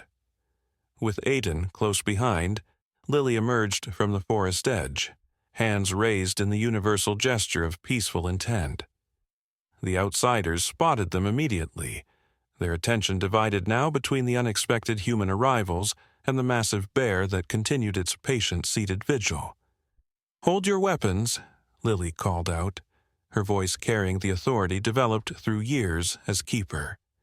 "The bear offers no threat if you offer none in return." The leader of the expedition stepped forward, his expression a mixture of confusion and wariness. He was older than the others, with silver hair cropped close to his skull and eyes sharp with intelligence. "You're from the Valley settlements?" he asked, his accent strange to Lily's ears. She nodded, continuing her careful approach. "I am Lily Morgan, keeper of forest knowledge. This is my apprentice, Aiden Adams." She gestured toward the copper bear, which remained remarkably calm despite the tense confrontation. "And this is a guardian of these lands who asks why strangers disturb the Solstice peace with their sampling and measuring." The man's eyebrows rose in evident skepticism. "The bear asks this, does it?" He studied Lily more carefully, noting her simple clothing, the staff of office she carried, the confidence with which she stood before their advanced technology. Interesting. We'd heard rumors of valley dwellers who claimed unusual relationships with local wildlife, but I had dismissed them as exaggerations. "Your dismissal changes nothing of the truth," Lily replied evenly. "Now, will you answer the question that both I and the forest guardian wish to know? What brings you to these lands with your tools of taking?" The leader signaled his companions to lower their weapons, though they did so with obvious reluctance. "My name is Professor Alexander Blackwood. We represent the Eastern Federation's Biological Resource Survey." He gestured to the equipment scattered around their encampment. "We're scientists, not invaders. We study ecosystems to better understand and preserve them." Aiden shifted skeptically beside Lily. "Your actions look more like cataloging than preserving," he observed, with the direct honesty of youth. Professor Blackwood's expression tightened momentarily before he offered a practiced smile. "Young man, true preservation begins with comprehensive understanding. We take samples to analyze unique properties that might benefit humanity. Medicines from plants, resilience factors from animals adapted to changing conditions." Lily felt a familiar stirring in her consciousness, the same feeling she experienced when communing with the ancient guardians of the forest in her role as keeper. It was a sensation of both warning and guidance, an intuitive knowledge that transcended ordinary understanding. "You speak half-truths, Professor," she said quietly. "Your pursuit of knowledge serves purposes beyond preservation. The forest senses this, even if your words attempt to conceal it." A flash of genuine surprise crossed Blackwood's features. He studied Lily with renewed interest, as if seeing her properly for the first time. "You're her, aren't you? The child from the legends, the one who could speak with bears." His tone held a mixture of scientific curiosity and something darker. "We thought those stories were mere folklore, embellishments created to explain this valley's unusual ecological stability. Legends often contain more truth than those with microscopes are prepared to see," Lily responded, holding her ground despite the unsettling way the professor evaluated her, as if she were one more specimen to catalog. The tension was broken by a new arrival that caused even the stoic professor to step back in alarm. The mother bear, who had guided Lily and Aiden to the meadow, emerged from the forest edge, her elderly frame moving with deliberate purpose toward the copper guardian. The two bears acknowledged each other with gentle huffs before both turned their attention to the human confrontation. "Remarkable," Blackwood breathed, his scientific curiosity momentarily overriding his caution. Coordinated behavior between individuals of a normally solitary species. He reached slowly for a recording device at his belt. This alone could revolutionize our understanding of ursine social structures. "They're not your research subjects, Professor," Lily said firmly. "They're the rightful inhabitants of this forest, guardians who have maintained its balance for generations before humans ever settled these valleys." The professor's expression hardened slightly. "Miss Morgan, while your cultural relationship with local wildlife is fascinating from an anthropological perspective, you must understand that scientific progress requires objective study. The biological resources in this isolated valley could contain solutions to problems facing the wider world: disease, food scarcity, environmental degradation." "At what cost?" Aiden challenged, his young voice steady despite the intimidating presence of the professor and his team. "How many trees must be cored until they sicken and die? How many plants uprooted? How many animals captured and taken from their homes for your studies?" A younger woman from the research team stepped forward, her expression more open than the professor's. "We practice ethical sampling," she assured them. "Minimal impact protocols are standard procedure in the survey." Lily turned her attention to this new speaker, sensing greater receptivity. "And after your survey is complete? What happens when your reports reach those whose interest lies not in knowledge but in exploitation?" The woman hesitated, exchanging a glance with Professor Blackwood that confirmed Lily's concerns. The Eastern Federation, whatever that might be, had not sent this expedition merely to catalog and admire. Before the conversation could continue, a low rumble disturbed the meadow, not from either of the bears, but from the earth itself. The ground trembled beneath their feet, gently at first but with increasing intensity. The scientists looked alarmed, grabbing for equipment as vibrations threatened to topple their delicate instruments. "Earthquake," one called out anxiously. Lily and Aiden exchanged knowing glances. This was no ordinary seismic event. The timing was too perfect, the location too specific. This was the forest responding to threat in its most ancient voice. As the trembling intensified, focused precisely within the boundaries of the outsider's camp while leaving the surrounding meadow undisturbed, Lily felt a familiar presence approaching. From the deepest part of the forest, where few humans ever ventured, shadows moved between ancient trees, the first guardians, the old ones, awakening to the call of the copper bear and its elderly companion. Professor Blackwood's scientific certainty visibly faltered as the unnatural trembling continued to target his expedition while leaving Lily and Aiden untouched. The younger scientist who had spoken of ethical practices pointed wordlessly toward the forest edge, where forms too large and too strangely shaped to be ordinary animals were gathering. Not fully materialized, but present enough to bend light and shadow in ways that defied rational explanation. "What is happening?" Blackwood demanded, scientific authority giving way to primal uncertainty. "What are you doing?" "Not I," Lily answered calmly. "This is the forest speaking in its own defense. The old ones remember every intrusion, every violation. They judge your intentions and find them insufficient for the trust you ask." The ground gave a final, decisive heave that sent several pieces of sampling equipment tumbling across the meadow, then fell still. In the sudden silence that followed, the message was unmistakable. A warning delivered without words, but with perfect clarity. The younger scientist approached Lily cautiously, her expression transformed by what she had witnessed. "I've never seen anything like this," she admitted, looking between Lily and the half-visible presences at the forest boundary. Our environmental impact models never predicted consciousness in an ecosystem. "Alexandra," Professor Blackwood cautioned sharply, but the young woman continued regardless. "My name is Doctor Alexandra Chen," she said, extending her hand to Lily in a formal gesture.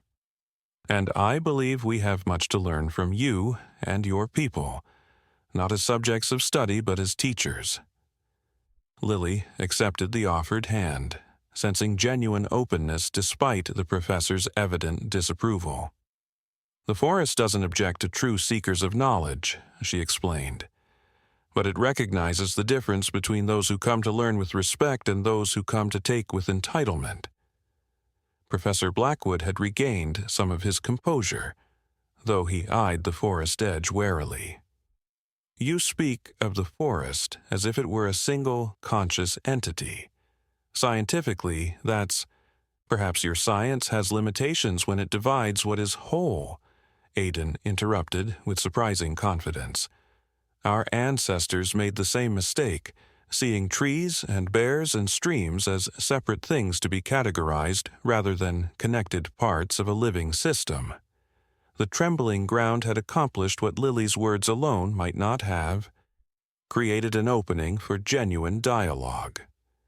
As the morning progressed into the afternoon intended for solstice celebrations, an impromptu council formed in the meadow.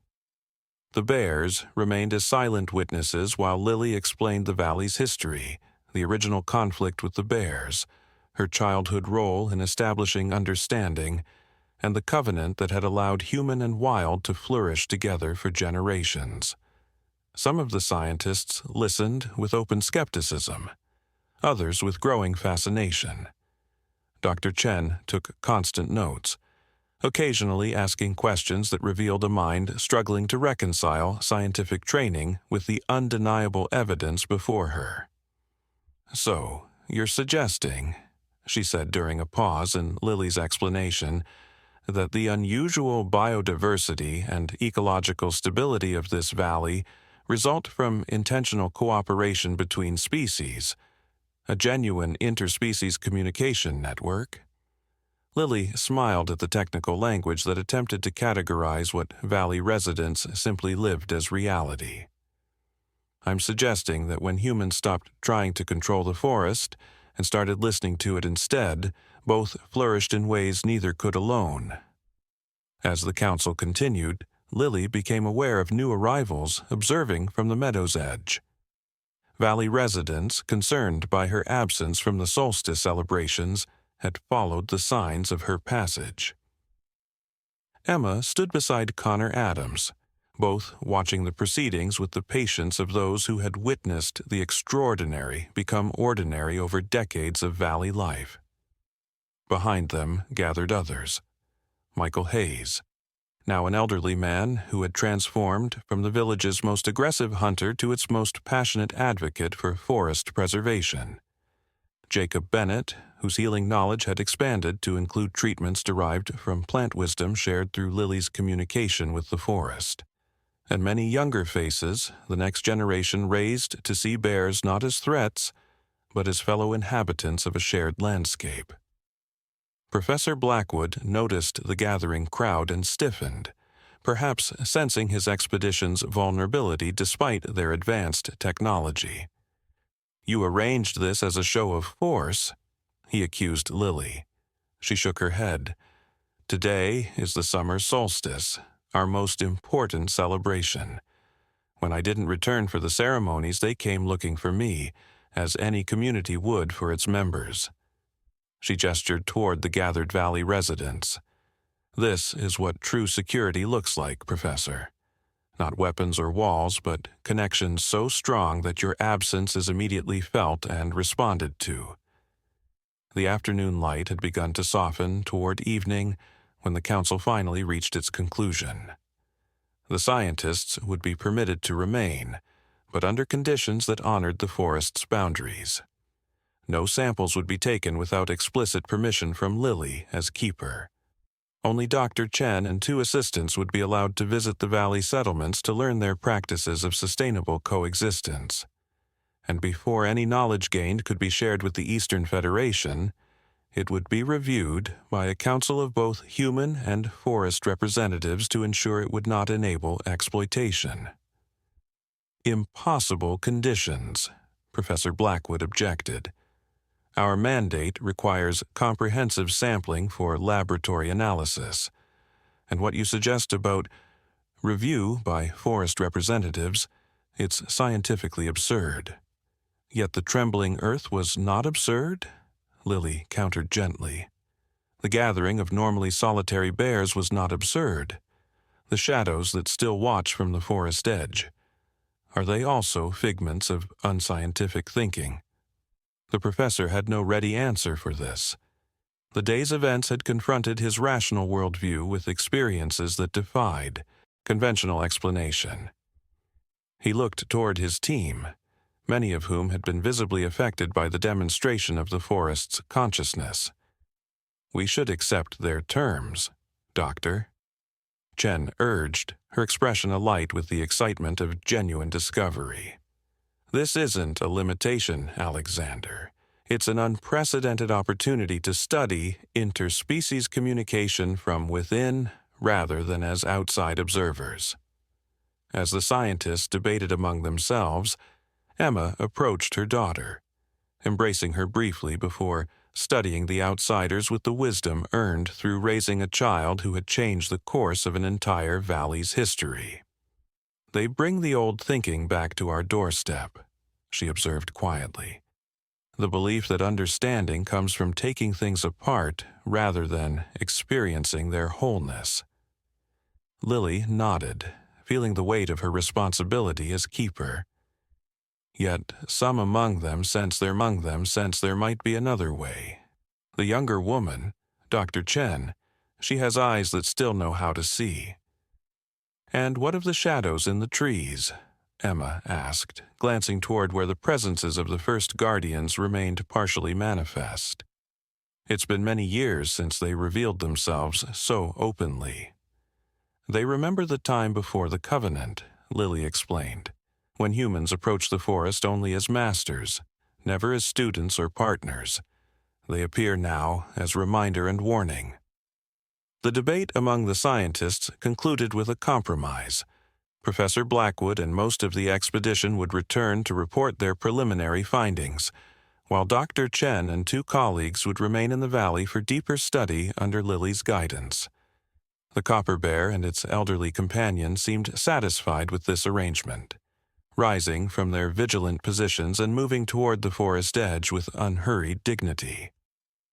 As preparations began for the scientists' divided departure, Aiden approached Lily with thoughtful eyes. "Will it always be like this?" he asked. "Will we always need to defend the forest against those who cannot hear its voice?" Lily considered his question carefully, watching as valley residents began to interact cautiously with the scientists who would be staying. Already, Jacob was showing Dr. Chen a plant whose properties had been revealed through bear behavior, while Connor explained the principles behind their boundary-respecting architecture. "Perhaps not always," she said finally. "What begins as defense can become teaching. These outsiders bring knowledge we lack. Just as we possess wisdom they've forgotten." She placed a hand on her apprentice's shoulder. "Our task is not to reject their ways entirely, but to ensure that ancient wisdom guides new discoveries." As twilight descended on the disrupted Solstice day, an impromptu celebration began to form in the meadow, not the elaborate ceremony that had been planned in the valley, but something more significant. Scientists, with their instruments of measurement, sat alongside valley hunters with their ritual spears. Dr. Chen sketched rapidly in her notebook as Michael Hayes explained how bear movements predicted weather patterns with greater accuracy than any instrument he'd ever encountered. The bears had withdrawn to comfortable distance, but remained visible at the forest edge, observing the unusual gathering with evident interest. Occasionally, the copper guardian would make a soft sound that Lily alone seemed to interpret, nodding in response to communication beyond human hearing. Emma settled beside her daughter as stars began to appear overhead, her expression contemplative. "When you were a baby," she said softly, "and you reached through those cage bars to touch that frightened cub, could you possibly have imagined where that single moment of compassion would lead?" Lily smiled, watching as Aidan engaged in animated conversation with one of Dr. Chen's assistants, both young people bridging different worlds with the adaptability of their generation. "I was too young to imagine anything," she reminded her mother. "I simply responded to suffering with the instinct to ease it. Everything else grew from that seed." "Perhaps that's the greatest wisdom of all," Emma mused, "that the most powerful changes begin not with grand plans or theories, but with simple moments of genuine connection."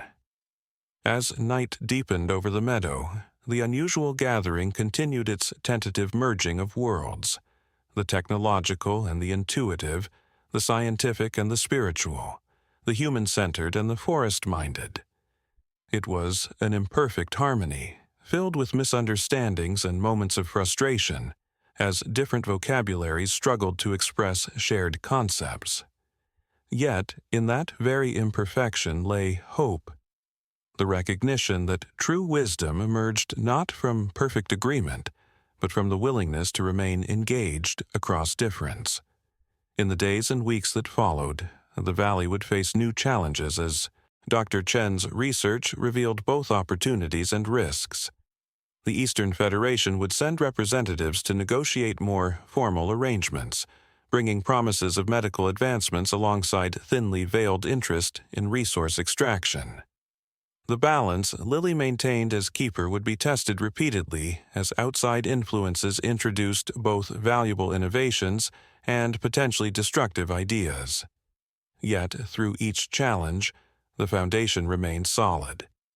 The understanding that had begun with a baby's compassion for a captive cub had grown into a philosophy that guided an entire community's relationship with the world.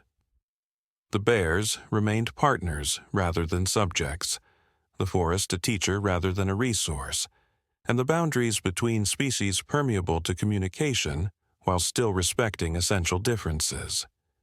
And on quiet nights, when the demands of her role as keeper had been temporarily fulfilled, Lily would sometimes walk alone to the deepest part of the forest, to a clearing known only to her and the bears. There, seated beneath stars that had witnessed the entire history of human-forest relations, she would reflect on the extraordinary journey that had begun with the simplest of childhood gestures. Sometimes the great copper bear would join her in these moments of contemplation, its massive form settling beside hers with companionable ease. Between them passed understanding that required no words, a recognition that the work of harmony was never complete, but always worth pursuing, that each generation would face its own challenges in maintaining the covenant, and that compassion remained the truest foundation for lasting change.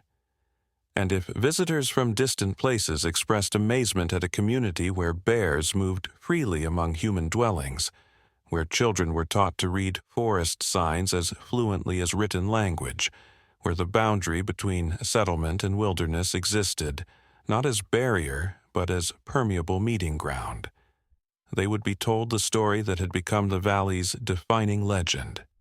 How the smallest and most vulnerable had recognized suffering in the equally vulnerable. How fear had given way to understanding, and understanding had blossomed into partnership. How the simple compassion of a child had changed everything, reminding a world grown complicated with division that the heart beating in all living things spoke a single, universal language. If only we remembered how to listen, Years continued to pass. Seasons turned in their ancient cycle, spring bursting with new life, summer abundant with growth, autumn rich with harvest, winter quiet with reflection. Lily's hair gradually silvered, just as her mother's had before her, though her eyes remained bright with the same extraordinary clarity that had allowed her to see beyond fear as a child. On the evening of her 50th birthday, as the valley prepared for the autumn equinox celebrations, Lily made her way alone to a special clearing deep in the forest. Her steps were slower now, but still sure, following a path worn by decades of similar journeys. The trees seemed to bend slightly toward her as she passed, their leaves rustling in greeting despite the still evening air. The clearing appeared unchanged by time, a perfect circle of ancient trees surrounding a moss-covered stone that seemed to have emerged from the earth itself rather than having been placed by human hands. Lily settled upon this natural seat, her weathered fingers tracing familiar patterns in the moss as she waited. She didn't wait long. From the deepest shadows between the massive trees emerged the copper bear, now elderly itself. Its magnificent coat dulled somewhat with age, but still catching the dying sunlight with hints of metallic brilliance. Behind it followed others, the descendants of the mother bear who had first connected with Lily as a baby, younger guardians who had known her only as keeper, and, most surprisingly, several human figures. Aidan, now a man of 46 with streaks of gray in his beard, led a small procession that included his own apprentices and Dr. Alexandra Chen, the once young scientist who had remained in the valley after that fateful Solstice day and eventually become one of its most respected elders. Though now bent with age, Dr. Chen's eyes still sparkled with the same curiosity that had distinguished her from her colleagues decades earlier. "We thought we might find you here," Aidan said softly, approaching with the respect of a former apprentice who had grown into a trusted equal. "The council is gathering for the equinox, and many are asking for the keeper." Lily smiled, making room for others on the stone beside her. "The keeper needed a moment of reflection first," she explained. 50 years is a significant milestone." Dr. Chen settled carefully nearby, her arthritic hands clutching a worn journal, the latest in dozens she had filled documenting the unique relationship between the valley communities and the forest over 35 years of residence. "I was remembering that first day," she said, her Eastern Federation accent still noticeable, though softened by decades among valley residents. "How terrified we all were when the earth shook beneath our equipment." She chuckled softly. Science had not prepared us for a forest with opinions. Lily reached out to squeeze the elderly scientist's hand. "Yet you were open enough to listen when many others could only flee." "The best decision of my life," Alexandra acknowledged, "though the Federation never did fully understand what we discovered here." The copper bear approached, settling its massive form before them with a gentle huff of greeting. Age had slowed its movements, just as it had Lily's, yet dignity remained undiminished in its careful posture and attentive gaze. "Old friend," Lily said softly, reaching out to touch the bear's broad head, a gesture that still amazed newcomers to the valley, though it had become commonplace among residents. "We've traveled a long path together, haven't we?" The bear's eyes seemed to hold both acknowledgement and something more, a shared awareness that their parallel journeys were approaching a transition neither could avoid. Lily had felt it growing within her bones over recent months, a gradual loosening of her connection to the physical world, a preparedness for what must eventually come to all living things. "You've sensed it, too," she murmured to the bear, who responded with a low rumble that vibrated through the stone beneath them. Aiden's expression shifted with sudden understanding. "Lily, are you saying that my time as keeper is drawing to its natural conclusion?" She smiled gently at her former apprentice, now a master in his own right. "The forest has been whispering it to me all summer. Surely you've heard it too." The younger humans exchanged concerned glances, but Dr. Chen nodded slowly, her weathered face serene with acceptance. "The patterns shift and flow," she said, echoing one of the valley's most cherished teachings. "Nothing remains fixed, yet nothing truly ends." As twilight deepened around them, transforming the clearing into a space between worlds, Lily began to speak, not just to the humans gathered there, but to the bear guardians and, it seemed, to the forest itself. Her voice carried the measured cadence of someone sharing not just memories, but a sacred truth that needed preservation. "When I was a baby," she began, "too young to understand fear or separation, I reached through the bars of a cage to touch a frightened bear cub." She looked around at those gathered, her eyes bright with reflected starlight. That simple act, born not from courage or wisdom, but from innocent recognition of another's suffering, became the seed from which everything we know grew. The copper bear shifted closer, its massive head coming to rest gently against Lily's knee, a gesture of such tenderness that several of the younger apprentices found themselves blinking back tears. "Over these decades as keeper," Lily continued, "I've been called many things. Visionary, teacher, even occasionally miracle worker." A smile touched her lips. "But the truth is simpler and more profound. I was simply the first in recent memory to see without the veil of fear, to recognize that the beating heart in a bear cub's chest is not so different from the one in my own." She placed her hand over her heart, then reached to touch the same spot on the copper bear's broad chest. The same rhythm, the same life, different forms but shared essence. From the trees surrounding the clearing came a soft rustling that couldn't be attributed to wind, a response from the forest itself to words that honored its deepest truth. "The Eastern Federation scientists came seeking resources," Dr. Chen added, her voice quavering slightly with age. "What they found instead was relationship. What I found was a lifetime of learning that transformed everything I thought I knew about consciousness and connection." "And now," Lily said, looking directly at Aiden, "the time has come for the next transition. You have walked beside me for 30 years, learning the language of bears and trees, weather and stone. The forest has accepted you as it once accepted me." Aiden's eyes widened with a mixture of honor and apprehension. "Lily, you can't mean the role of keeper passes to you with the equinox," she confirmed gently. "The bears have already acknowledged it. Haven't you felt their different greeting when you walk the boundary paths?"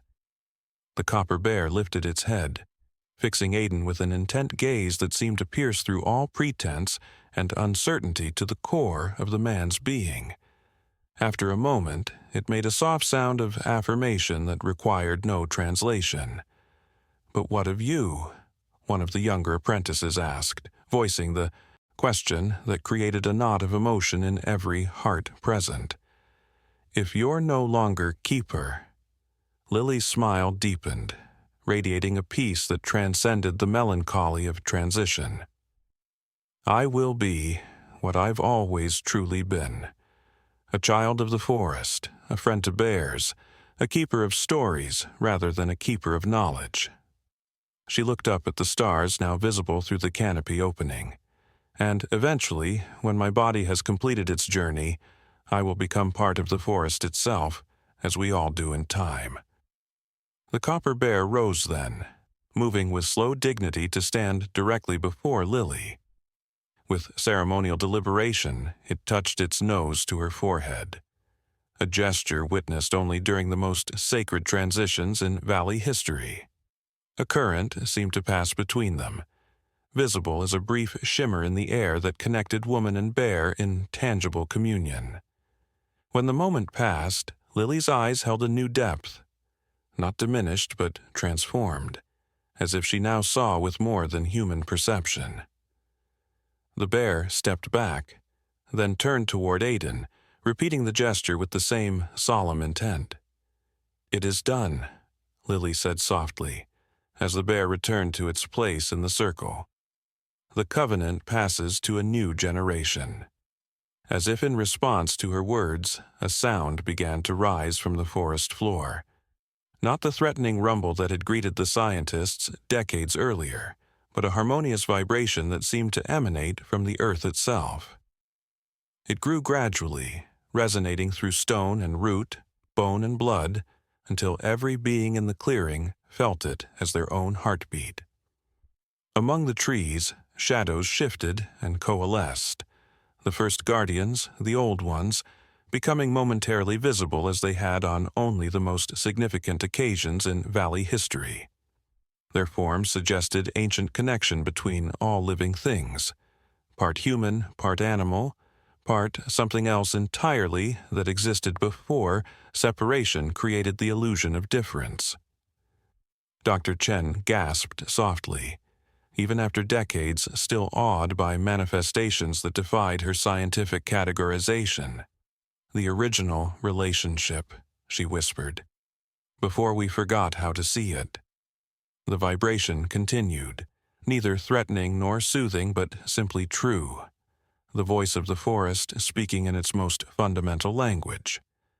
Within that resonance, those gathered in the clearing felt themselves not as separate beings, but as expressions of a single, magnificent whole, the great web of life that connected every creature from the smallest insect to the most ancient guardian. Gradually, the vibration gentled and receded, leaving behind a profound silence that felt like the indrawn breath before new creation.